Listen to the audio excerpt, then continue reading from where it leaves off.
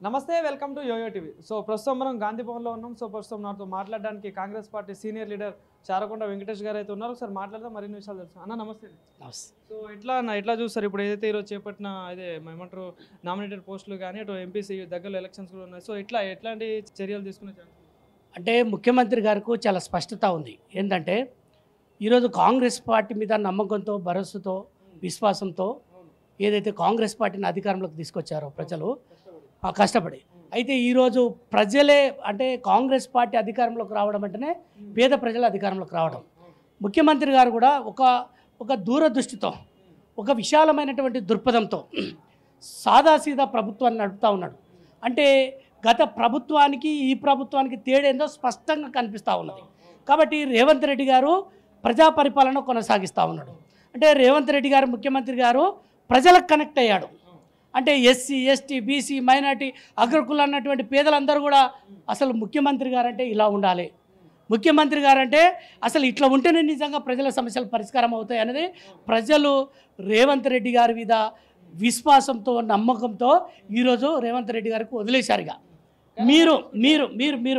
మీరు ముఖ్యమంత్రి గారు రేవంత్ రెడ్డి గారు గత ప్రభుత్వంలో చాలా ఇబ్బందులు ఉండే, మాకు చాలా అసలు అనేక సమస్యలను ఎదుర్కొన్నటువంటి అప్పుడున్న పరిస్థితిలో ఇప్పుడు మాకు ఫ్రీడమ్ వచ్చింది, తెలంగాణ ఇప్పుడు వచ్చింది మాకు.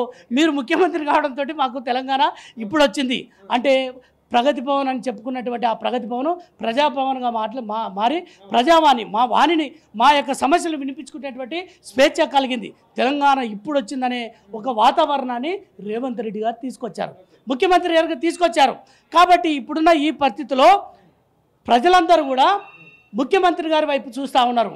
ఇక వేరే పార్టీలు బీఆర్ఎస్ లేకపోతే బీజేపీ అనేది అడ్రస్ లేదండి. ఇక చూసుకుంటే మరి కాంగ్రెస్ పార్టీ అధికారంలోకి వచ్చి 15-20 రోజులు కూడా పూర్తవక ముందే ఇప్పటికే విమర్శలు స్టార్ట్ చేస్తున్నాయి, ఏదైతే గత 10 సంవత్సరాలు పాలించిన ప్రభుత్వం. సో దాని మీద మీరు ఇచ్చే కామెంట్?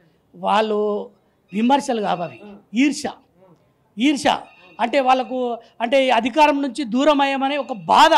అంటే వాళ్ళు ఎక్కడ అంటే చేప పిల్లలు ఇట్లా సముద్రం నుంచి బయటకు వస్తే గిల్ల కొట్టుకుంటా చూసినావా, అట్లా ఈరోజు బీఆర్ఎస్ వాళ్ళు కానీ బీజేపీ వాళ్ళు అరే వస్తే మేము ఉండాలి లేకపోతే మీరు ఉండాలి, మనం అంతా అండర్స్టాండింగ్ కదా, ఎంఐఎం, బీజేపీ, బీఆర్ఎస్ మనమంతా ఒకటే కదా, ఒకే తాను గుడ్డలం కదా, మనమంతా ఒకే దాంట్లో ఉన్నోళ్ళం కదా. ఈరోజు కాంగ్రెస్ పార్టీ పేద ప్రజల పార్టీ వచ్చింది, పేద ప్రజల సమస్యలు పరిష్కరించే పార్టీ వచ్చింది. ముఖ్యంగా రేవంత్ రెడ్డి గారు ముఖ్యమంత్రి అయ్యిండు అంటే ఇక మన అవినీతి ఎక్కడ బయటకు వస్తుందో, మన అవినీతిని ఎక్కడ కక్కిస్తాడో, ఏమవుతుందో అని గజ వణికిపోతూ ఉన్నారు. కాబట్టి ఈ పరిస్థితిలో వాళ్ళు ఏం మాట్లాడాలో ఏం చేయాలనో అర్థం కానటువంటి పరిస్థితి. కాబట్టి వాళ్ళకున్న ఆలోచన అంతా కూడా భయంతో లేకపోతే ఈర్ష్యతో, రాగద్వేషాలతో వాళ్ళంతా కూడా ఈరోజు మాట్లాడుతున్నటువంటి మాటలే తప్ప ప్రజలు చాలా స్పష్టంగా ఉన్నారు.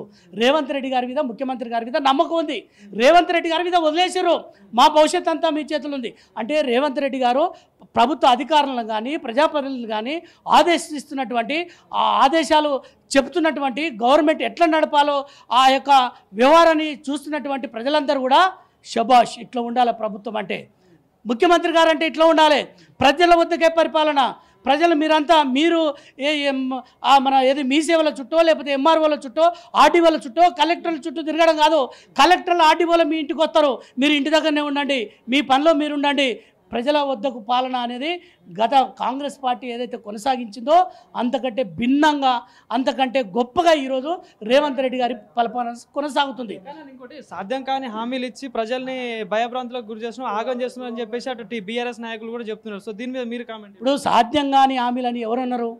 వాళ్ళు మాట్లాడుతున్నటువంటిదే కదా. ప్రజలకు నమ్మకం ఉన్నది, సాధ్యమవుతుందని ఓట్లేసారు కదా. కాబట్టి ప్రజలకు నమ్మకం ఉన్నది, ఇంకా వెయిట్ చేస్తారు ప్రజలు. అట్లేం లేదు. రేవంత్ రెడ్డి గారు ఆల్రెడీ అధికారంలోకి వచ్చిన వెంటనే 2 రోజులనే 2 గ్యారెంటీలను అమలు చేసినాం. అదే ఆరోగ్యశ్రీ కానీ, అదే 10 లక్షల ఆరోగ్యశ్రీ కానీ, మహిళలకు ఉచిత బస్సు ప్రయాణం. ఈరోజు మహిళలందరూ జేజేలు వలుకుతారు, జై రేవంత్ అన్న, జై కాంగ్రెస్ అంటున్నారు. ఉచిత బస్సుల మీద కూడా కొన్ని విమర్శలు వచ్చాయి కానీ ఆటో వాళ్ళు కానీ దీన్ని ఎట్లా చూస్తారు? మరి ఇప్పుడు ఆటో వాళ్ళకు సంబంధించి కానీ, అదేవిధంగా మిగతా ఎవరైతే కార్మికులు ఉన్నారో ఆ కార్మికులకు వాళ్ళ యొక్క భద్రతకు సంబంధించి కూడా ఒక ఇన్సూరెన్స్, ఒక పద్ధతి వ్యవహారం ఆల్రెడీ ముఖ్యమంత్రి గారు ప్రకటించేశారు.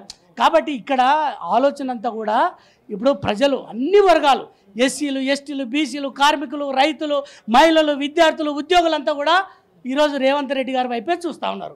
ఇంకో ఆలోచన లేదండి. ఇంకో ఆలోచనే లేదు. కాబట్టి ఈరోజు ఏ సమస్య వచ్చినా గతంలో ఆర్టీసీ ఉద్యోగులు, ఆర్టీసీ ఎంప్లాయీస్ కార్మికులు వాళ్ళు పోరాటం చేస్తే వాళ్ళందరినీ హార్ట్ అటాకులు వచ్చి చనిపోయేటట్టుగా వ్యవహారం చేసిండు గత ముఖ్యమంత్రి, మాజీ ముఖ్యమంత్రి చంద్రశేఖరరావు గారు. కాబట్టి ఇక వారి పరిపాలన, వాళ్ళ యొక్క వ్యవహారం వాళ్ళని నమ్మే పరిస్థితి లేదు. కాబట్టి ఈరోజు ఎవరి సమస్య ఉన్నా ఖచ్చితంగా వెంటనే ముఖ్యమంత్రి రేవంత్ రెడ్డి గారికి వస్తుంది.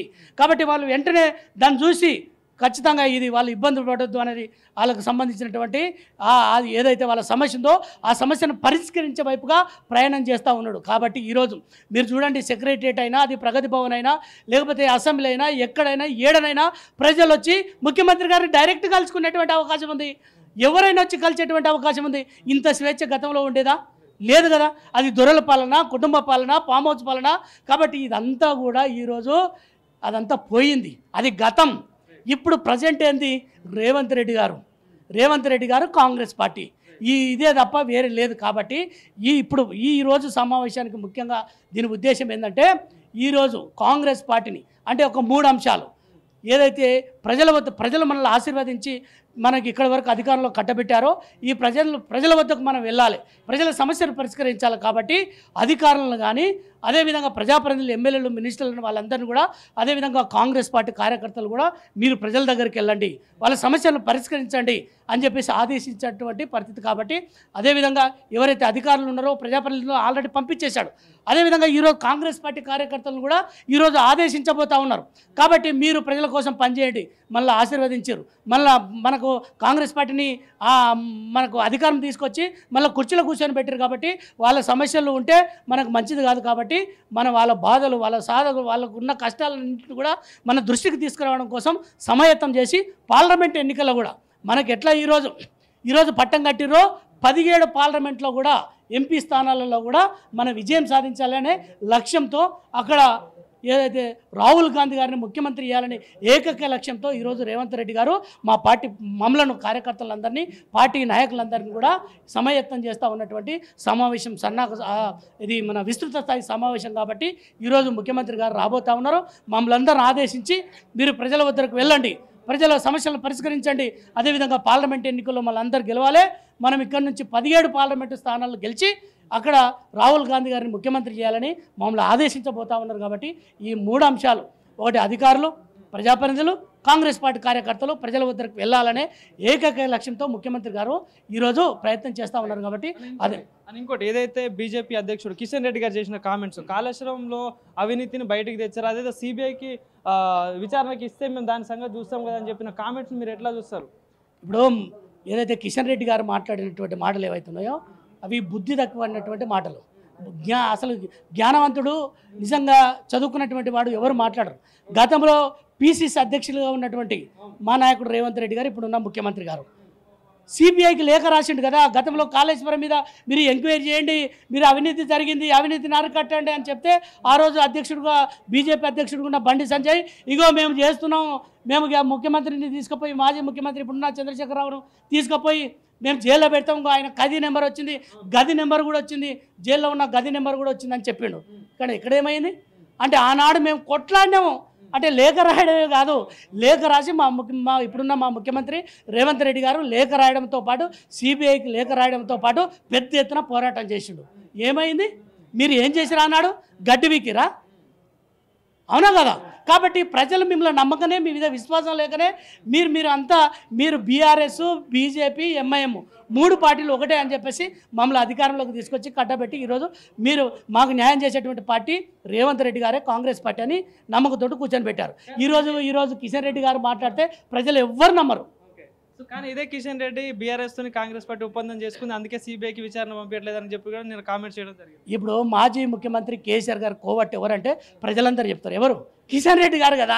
ఇప్పుడు ఆయన అంటే నిజంగా అనవసరంగా ప్రెస్ మీట్లు పెట్టి అనవసరంగా పెట్టి ఆయన ఇజ్జత్ తీసుకుంటుండే తప్ప వేరేం లేదు. కిషన్ రెడ్డి గారు ఎవరు నమ్మరు. ఆయన ఎన్నడూ పోరాటం చేసిండు, ఎన్నడూ ప్రజల కోసం మాట్లాడిండు, ఏం మాట్లాడినా ఆయన పార్టీ వాళ్ళే ఆయనను గౌరవించారు. ఇంకా నువ్వు బయట ప్రజలు నమ్ముతారా అండి? అవునా కదా? అవునన్నా కాదన్నా. గతంలో మీ అధ్యక్షుడు ఒక ఆయన ఉండే, ఆయన అరే మా పార్టీ కోసం కష్టపడుతున్నాడే కనీసం ఇంతో అంతో అది ఉండే గౌరవం ఉండే ఆయన మీద. ఇప్పుడు నువ్వు డైరెక్ట్ మాజీ ముఖ్యమంత్రి కేసీఆర్ కోవట్టువే అని అంటున్నారు. మీ బీఆర్ఎస్కు అంటే ఈరోజు ఆ మాటలన్నీ మాట్లాడిపిస్తారు ఎవరు అనుకుంటారు? మీ వేదిక యోయో టీవీ ద్వారా నేను చెప్పదలుచుకున్నా క్లియర్గా. ఎవరెవరు అంటే ఎంఐఎం అసదుద్దీన్ ఓవైసీ, కేసీఆర్ గారు కలిసి బీజేపీ కిషన్ రెడ్డి గారితో మాట్లాడిపిస్తారు. ఇది తప్ప వేరేం లేదు. వాళ్ళ ముగ్గురు ఒకటే కాబట్టి బీజేపీ, ఎంఐఎం, బీఆర్ఎస్ 3 పార్టీలు ఒకటే కాబట్టి ఈరోజు ప్రజలు మా మీద విశ్వాసం, రేవంత్ రెడ్డి గారి మీద నమ్మకంతో ఈరోజు ప్రజలు బయలుదేరారు కాబట్టి అందరూ మా వైపు చూస్తూ ఉన్నారు, రేవంత్ రెడ్డి గారి వైపు చూస్తూ ఉన్నారు. రేవంత్ రెడ్డి గారికి వదిలేసారు, ఇక మీరు మాకు చేస్తారు, మాకు గ్యారంటీ మీరే, ఈ 6 గ్యారెంటీలు కాదు మొత్తం మా భద్రత అంతా కూడా మీరే గ్యారెంటీ అని చెప్తా ఉన్నారు. కాబట్టి ఈరోజు వాళ్ళు మాట్లాడినటువంటి మాటలు అర్ధరహితం, ఎవరు ప్రజలు నమ్మరు, ప్రజలకు అనవసరంగా అభాస్పాలు కావడమే తప్ప వేరే ఏం లేదని చెప్పేసి. ఫైనల్గా ఏదైతే గత ప్రభుత్వం చేపట్టిన గృహలక్ష్మి అనే పథకాన్ని రద్దు చేసి ఇప్పుడు ఇందిరమ్మ ఇల్లు అని చెప్పేసి అన్నారు కదా, సో ఏదైతే గతంలో అర్హులైన వారికి ఇప్పుడున్న కాంగ్రెస్ పార్టీ అదే ఇచ్చే ఛాన్స్ ఉంటుందా? గతంలో వాళ్ళు మభ్యపెట్టి అప్లికేషన్స్ తీసుకొని అంటే బీసీ బంద్ అన్నారు, దళిత బంద్ అన్నారు, గృహలక్ష్యం అన్నారు, మీకు 3 లక్షలు ఫస్ట్ 5 లక్షలు అన్నారు, తర్వాత 3 లక్షలు అన్నారు, ఏది రాలే, అదంతా ఉత్తదే, అదంతా అబద్ధమే. అందుకోసమే ప్రజలు ఏం చేశారు తెలుసా, మేము గ్రామ సభలు పెట్టి అధికారులని ప్రజల దగ్గరకు పంపిస్తే వచ్చి అప్లికేషన్స్ ఇస్తారు తండోపు తండాలుగా. అంటే ఆ ప్రపంచం అంతే, ఎంత ఆక్రోశము, ఎంత బాధ, ఎంత ఆవేదన ఉందో ఆ ప్రజలను చూసి ఆ లైన్ చూసి తెలుస్తూ ఉన్నది. కాబట్టి ఇక్కడ ప్రజలకు ఈ డేట్, ఈ బాండ్ అనేది ఏం లేదు. ప్రజల కోసము, ప్రజల సమస్యలు పరిష్కరించేందుకు ముఖ్యమంత్రి గారు అధికారులను, ప్రజాప్రతినిధులు, కాంగ్రెస్ పార్టీ కార్యకర్తలు ఆదేశిస్తూ ఉన్నారు. మీరు ఎక్కడైతే ప్రజలకు సమస్య ఉందో అధికారులు పోండి, మీరు కూడా పార్టీ కార్యకర్తలు మీరు వెళ్ళి వాళ్ళ సమస్యలు పరిష్కరించని చెప్తా ఉన్నారు. కాబట్టి ఇట్లాంటి ముఖ్యమంత్రి, సాదాసీదా ముఖ్యమంత్రి, ఆడంబరాలకు పోయినటువంటి ముఖ్యమంత్రి. మీరు చూడండి, రివ్యూలు జరుగుతుంటే ఐఏఎస్, ఐపీఎస్ ఆఫీసర్లతోటి రివ్యూలు జరుగుతూ ఉంటుంటే నిజంగా సమాజం అంతా హర్షం వ్యక్తం చేస్తూ ఉంది. ముఖ్యమంత్రి అంటే ఇట్లా ఉండాలి. గతంలో ఫామ్ హౌస్కే పరిమితమైన ముఖ్యమంత్రి గారు ఈరోజు రేవంత్ రెడ్డి గారు తన ఆరోగ్యము బాగలేకపోయినా, తనకు త్రోట్ ఇన్ఫెక్షన్ వచ్చినా, జ్వరం వచ్చినా కూడా పోయి సెక్రటరియట్లో కూర్చొని అధికారులతో రివ్యూ చేస్తూ ఉన్నాడు. కాబట్టి ముఖ్యమంత్రి గారు రేవంత్ రెడ్డి గారు అంటే ఒక భద్రత, ఒక నమ్మకం, ఒక విశ్వాసం, ఒక గొప్ప ఆలోచన. కాబట్టి ఈరోజు సామాజిక న్యాయంతో కూడుకున్నటువంటి తెలంగాణ వచ్చింది. ఇప్పుడు తెలంగాణ వచ్చిందని ఆనందపడతా ఉన్నారు. కాబట్టి ప్రజలందరికీ ఆనందం ఉంది, ఎవరికి బాధ లేదు. కాబట్టి ఇంకా మా యొక్క గ్యారంటీలు కానీ, 6 గ్యారంటీలు కానీ, అదేవిధంగా ప్రజల సమస్యలు పరిష్కరించేందుకు ప్రజలు మాకు సమయం ఇచ్చారు. కాబట్టి 100% మాకు ఇచ్చినటువంటి 6 గ్యారంటీలను మొదలుపెట్టేసినాం. ఆల్రెడీ 2 గ్యారంటీ ఇంప్లిమెంటేషన్ అయినాయి, మిగతా 4 గ్యారంటీలు కూడా ఇంప్లిమెంటేషన్ అయితే అని ఈ సందర్భంగా ప్రజలకు విజ్ఞప్తి చేస్తా ఉన్నాం. Thank you. Thank you.